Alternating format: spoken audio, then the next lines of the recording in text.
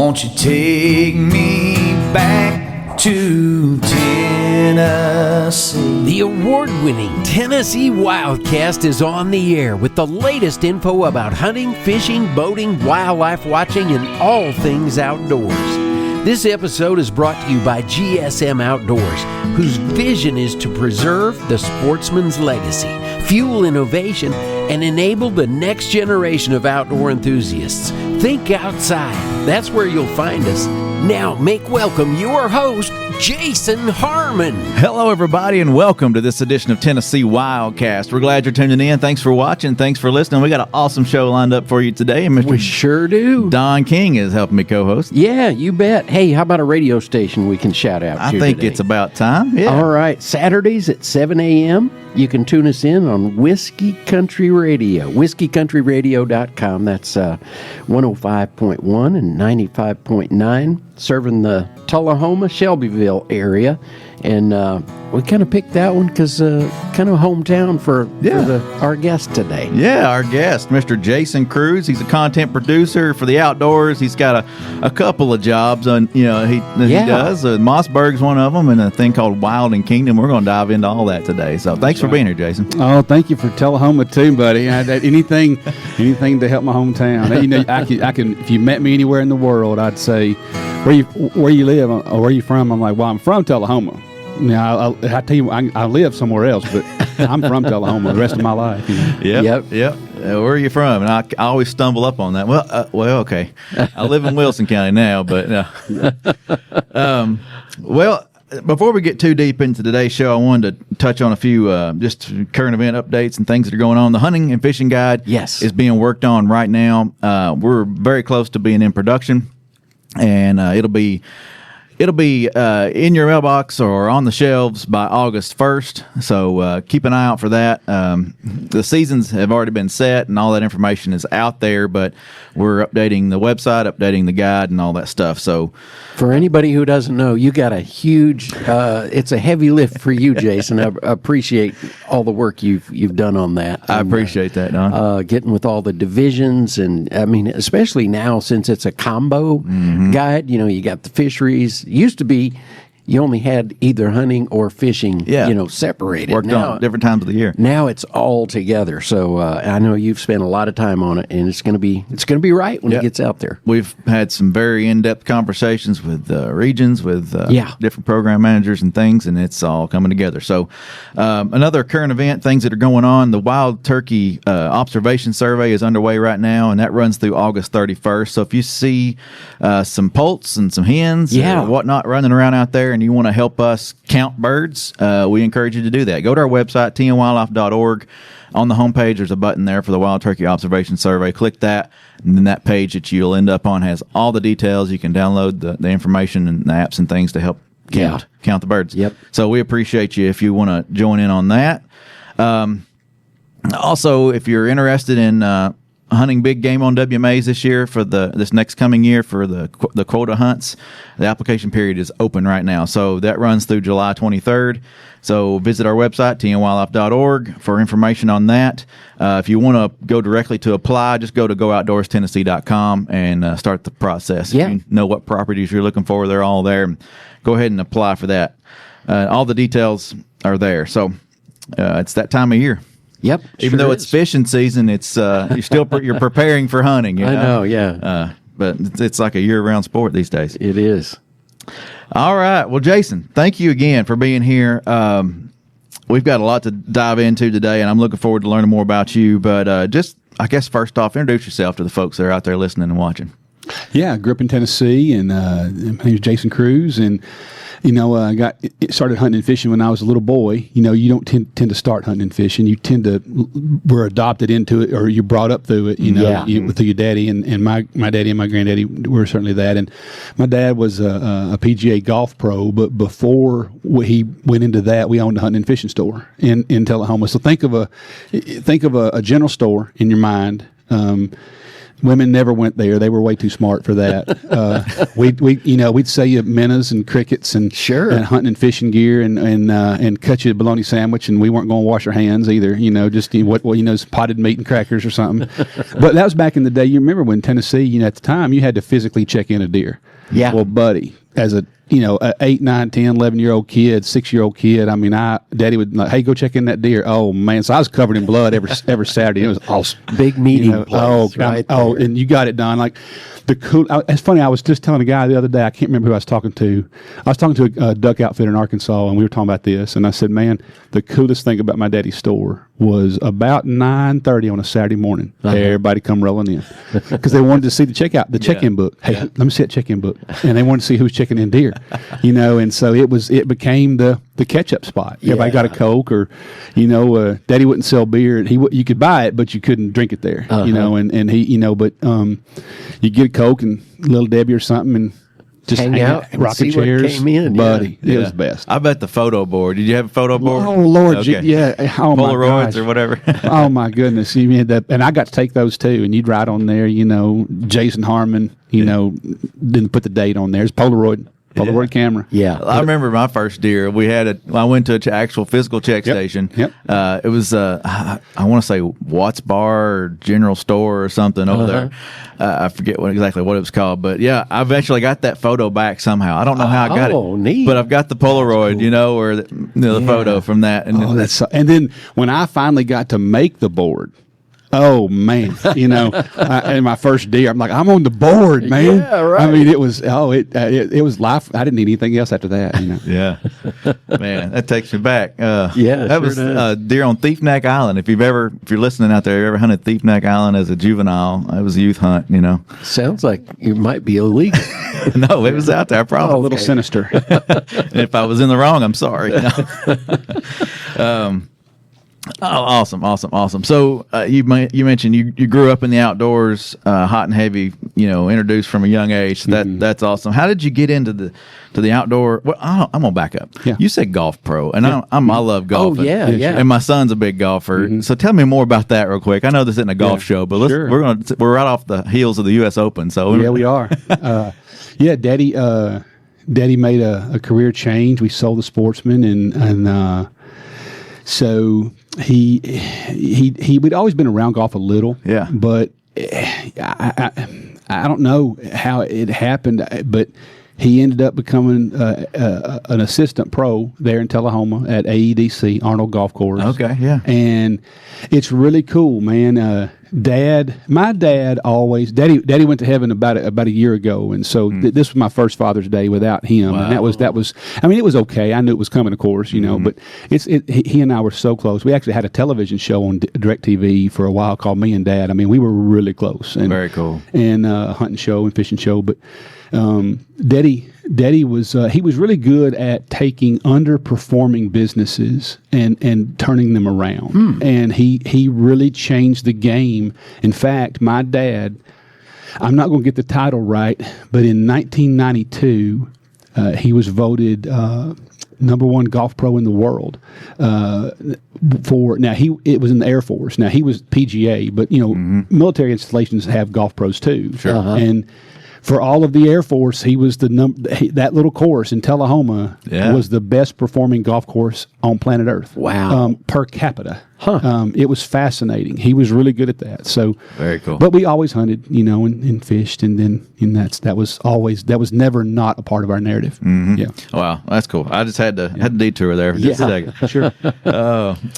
So how did you get into the outdoor industry, like shooting these TV shows, and we'll dive more into the career you're in now, but how did all this come about? Well, I'm a little hesitant to talk about my past because I'm right up here in the middle of all the law enforcement, and I don't think I've done anything. I'm sure. Well, I know I've done something wrong. I probably forgot what I did. In fact, my oldest son Cole, this morning he goes to Mississippi State and he runs media for the Deer Lab. I don't know if you know Mississippi State Deer Lab. It's one of the premier deer labs in the nation, and he runs their media and does a lot of research with them, and that's what he's getting his degree in. And he said he was leaving this morning. He said, "Where are you going, Dad?" I said, "Because he's going back to campus, Mississippi State." And he said, "I got to do a thing with TWRA." And he said, "Huh." So I said, what? He said, well, it could be one of those traps, they're how they invite everybody in they think they're going to a podcast, but you could be getting arrested. I'm like, well, daggone, I don't think I've done anything wrong. Then it's half scared me, I'm like, well, gosh, I think I'm okay. I don't have any lace yaks or anything like that going on. But one of my best friends in the world is a game warden. So you did get greeted by the director and assistant director. Yeah, y'all were waiting on me coming in. I'm like, I don't know about what's going on. It might have made you a little nervous. Yeah, dadgummit. And I gave him a heads up, make sure we got everything in order. Yeah, it's so funny, man. It's but like I just spoke at a big conference for game wardens a few months ago, and game wardens and law enforcement, and you guys have a really hard job in this world. And it's interesting. But so how I got in the outdoor industry? Well, I got started as a writer, and I was first published, and of course, that sounds big. It wasn't. I had my first words went into print in high school, and won an award, and had a teacher. Actually, I had a teacher. I was the yearbook. I was the yearbook editor for sports. Oh, okay. She walked in one day, Miss Sylvia Garner in Tullahoma, and she said, "Hey, you won second in the state." And I said, For what, Miss Garner? And because I'm a golfer, I'm like, well, I didn't go tee it up, or something. And she said, no, you won second in the state for writing. And I said, Miss Garner, I'm not tracking. I don't really know what you're talking about. She said, no, honey, I submitted your work for you. You can write. Sometimes people just need permission. Yeah. And so I did not know. I said, I can't. I literally remember. I said, I can write. She said, yeah, honey, you can. And that just gave me permission. If she said I can, I guess I can. Yeah, that's awesome. So I started writing and started writing faith-based articles for hunting magazines. And because, people don't realize they need content too. That was back before we ever heard the word influencer or content provider. But I knew that these publications needed material. Yeah. And if you're willing, and I get a lot of young dudes asking me, how do I get started in the hunting industry? So we need to be willing to work for free. Mm-hmm. You're not going to get sponsorships. Let me tell you. I mean, I'm heavy deep with Mossberg, and I have been a long time. But these companies aren't made of money. You think they are? They're not. Right. And very few are. I mean, they do fine. But there's not money just laying around. If you want to get started, then you need to get started, and then grow a tribe. And then once you grow a tribe, then you might have something to talk about. And maybe get some leveraging. But I started writing, and that led to we got into doing faith-based DVDs with hunting shows, like Will Primos, David Hale, and David was such a good friend of mine, and I love him so much. And so I remember the first time I got to hunt with David Hale. I remember walking through a cornfield in Kentucky in the dark, and all thoughts were on my mind where I sure am glad it's dark, because he's going to think I'm weird because I can't quit looking at him. I mean, it was like, for all the kids today, it's like can't believe throwing baseball with Derek Jeter. He's like, right. I cannot, but I'm hunting with David Hale, But I got to, it kind of just evolved over time. And then where it really kind of made a big turn was Sportsman Channel needed some content, and they wanted me to do some turkey stuff, and they were always calling me. This is a long time ago. Sportsman Channel would call me all the time, and they would say, hey, put up a turkey show. I'm like, I'm not paying for that. I will do it, and I'll produce the show for you, but I'm not paying for airtime. Yeah. Because I know you need content. You need content. But I'm not, so we can barter, but I'm not paying you. Well, they said that. Then Sportsman Channel, to their credit, was trying to get, YouTube was just coming on the scene, and they needed turkey shows, and turkeys was what I did a lot. And so we did a show called Spring Chronicles, and it was kind of their first real attempt to do, I'm not saying it was the only attempt, but it was kind of the tip of the spear for doing, you can still watch Spring Chronicles to this day on their YouTube, and it's dated, of course, but and so when Mossberg saw that, they were like, hey, would you do that for us? I'm like, well, maybe. By that time there was ability to talk about money, but I had to do a lot of work, to get to that point. Right. And then with Mossberg, it really kind of took off from there. And in all of that, there's books, and then I did a lot of Bibles. I did Bibles for not the Genesis to Revelation part, just the devotions, But it's amazing the hate mail I got in those days. Like, hey, I don't like the way you translated that verse in Leviticus. I'm like, honey, that was Moses. That I just wrote the devotion in the back about how to shoot stuff in Jesus' name and then marinate it. But but that's what we did, and so all that just kind of has, I guess you'd say, grown over time. Yeah. Well, you talk about that stuff being dated and out there still, available. It's still relevant. I was at a tire store the other day, and a law enforcement officer said, Jason Cruz, and I learned around. I went, man, what have I done? I'm like, when a law enforcement officer calls your name, you don't think anything good. You just don't. You just say yes, sir. You just say yes, sir, and just kind of hope that this is going to go well. And it sounds like I got a past. I don't. I think I'm just human. Like and I love law. I've got so many friends. My two uncles were retired Metro PD in Nashville. But anyway, he said, man, I watch all your Spring Chronicle stuff. I'm like, really? Wow. He said, I watch it every spring. And I said, it's funny. I cannot tell you the number of hunters that I have ran into all over the country that say every year they go into Mossberg's YouTube channel, click on the Masters series. There's a playlist called the Masters, and it's just like mastering the yelp, mastering the box call, mastering the owl hoot. And it's not like I know it's not like I'm some expert. It's just like, hey, here's how I got better. And guys, I cannot tell you the number of people that I watch it every spring, top to bottom, just to sharpen my knife. But to your point, it's once it's digitized, it's evergreen. Yeah. Yeah. I mean, we do shows here. We're it's up to 435 episodes, I think it is, or 6. That's impressive. We've had so many episodes, and then every year we're like, well, we need to do a turkey and a deer hunting show, and this, that, and the other. Some things just never change. It's like, man, we're going to talk about the same things, but we're going to maybe talk about the same things, but it's going to be maybe presented just a little bit different, where somebody might understand it a little bit better, or we say it a different way, or Well, the body of work, it's inexhaustible. Like Cole works for the Deer Lab. He just produced for them a 4-part series on moon phases. They did like, I don't know how many hours it was on the moon. Yeah. And there are tens of thousands of hunters that will watch that. Oh yeah. And it's barely edited. They just want the knowledge. Yeah. It's fascinating. Yeah. And like you said, YouTube, all these different outlets these days, it's at your fingertips. You can get it, Well, and some of our most watched shows are the down and dirty, the bare bones of, hey, what happened at the commission meeting? With the deer season or the turkey season most recently. Yeah, and they're hungry for information. Mm-hmm. They really are.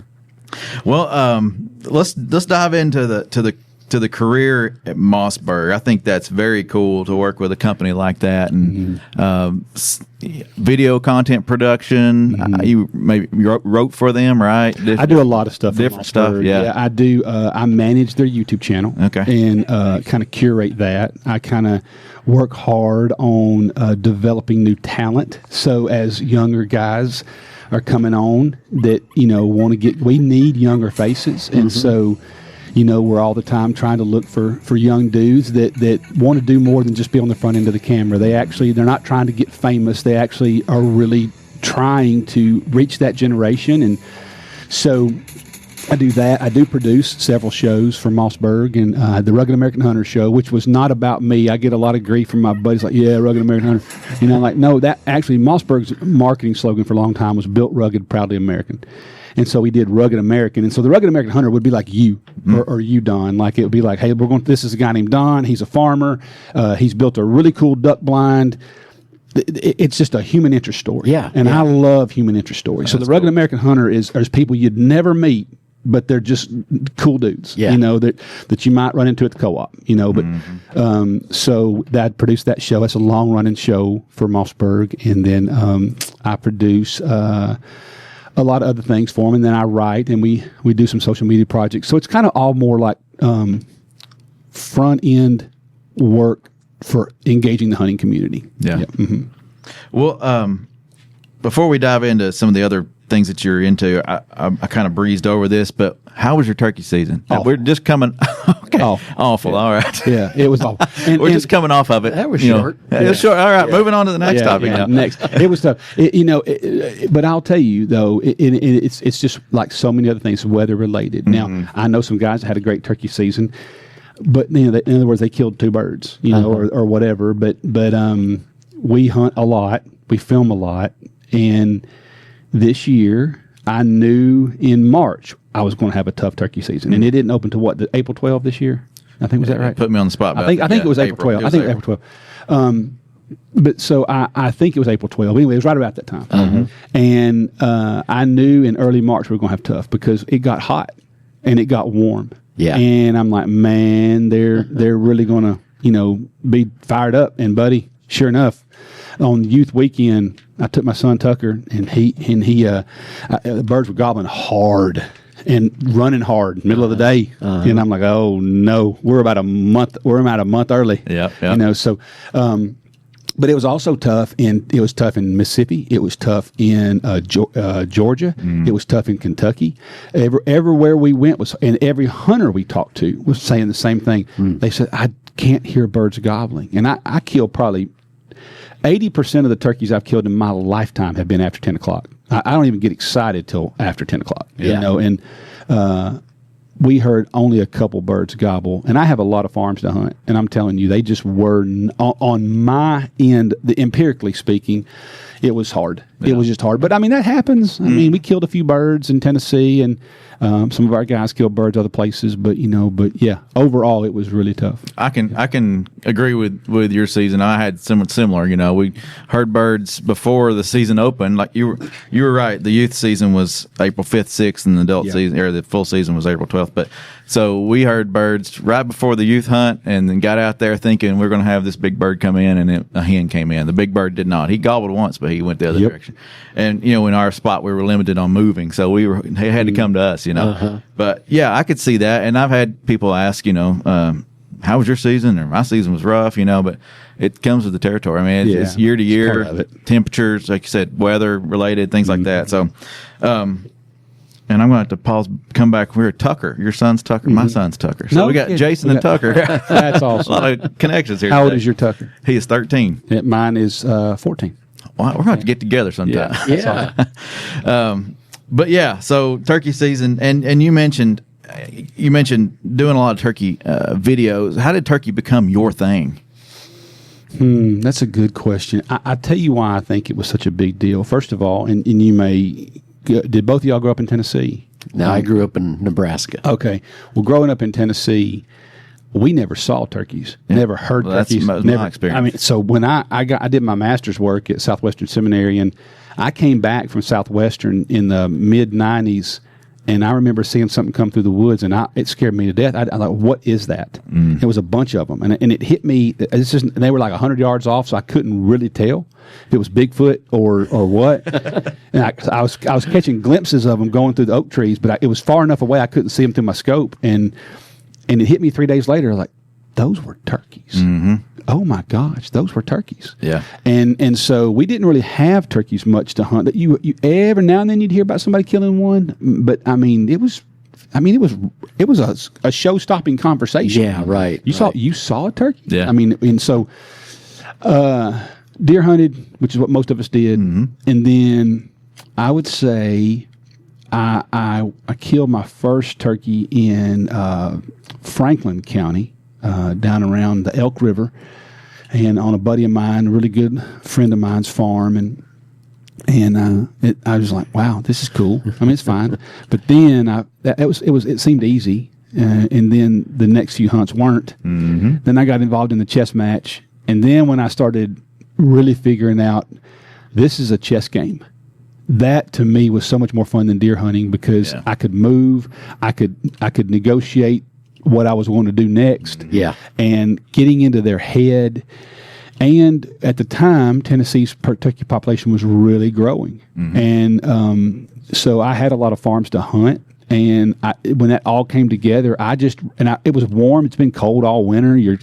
Spring, dogwoods are blooming. And man, I loved the call and response. So I love duck hunting. I'm just as deep in duck hunting as I am.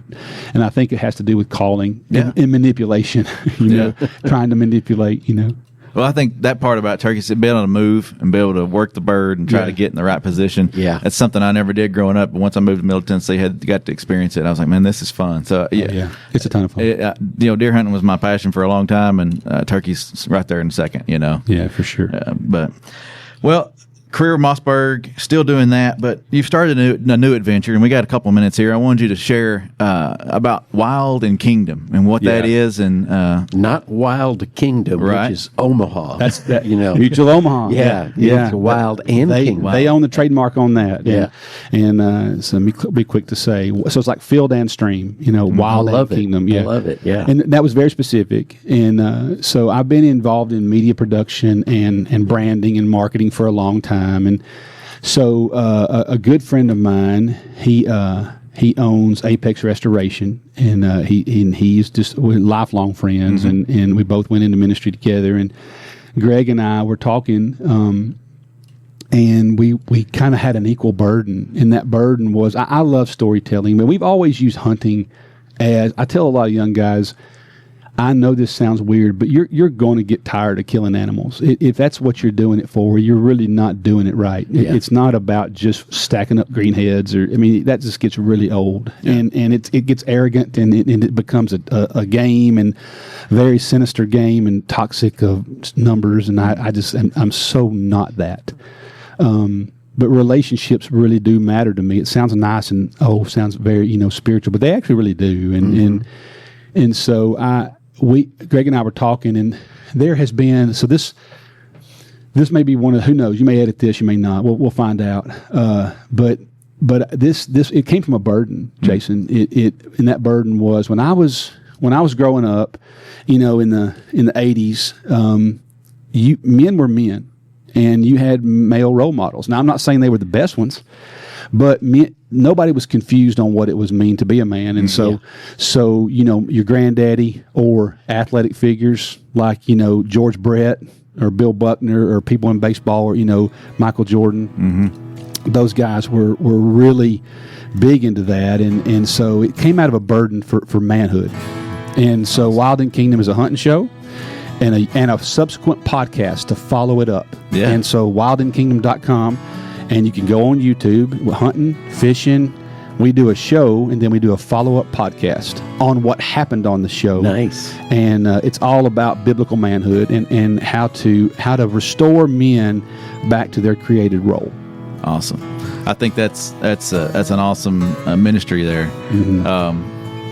Just recently going through a man's Bible study at our church, and I think this would be a great follow-up. I'll need to talk more after the show about some things we can incorporate. It's done real well already. Yeah, that's awesome. Go check that out, wildandkingdom.com.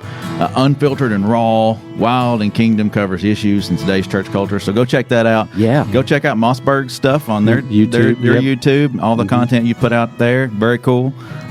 Just thanks for being with us today and sharing Absolutely a little bit today. You bet. We'll have to get you back. I would love it. This is Tennessee Wildcast. Thank you all for tuning in, for watching, for listening, and being a part of our show through our social media and everything else. And just keep coming back, and we'll see you next time. Stay connected with TWRA by visiting our website at tnwildlife.org. And follow us on Facebook, X, and Instagram. You can invest in Tennessee's wildlife future by purchasing a license at GoOutdoorsTennessee.com. That's GoOutdoorsTennessee.com.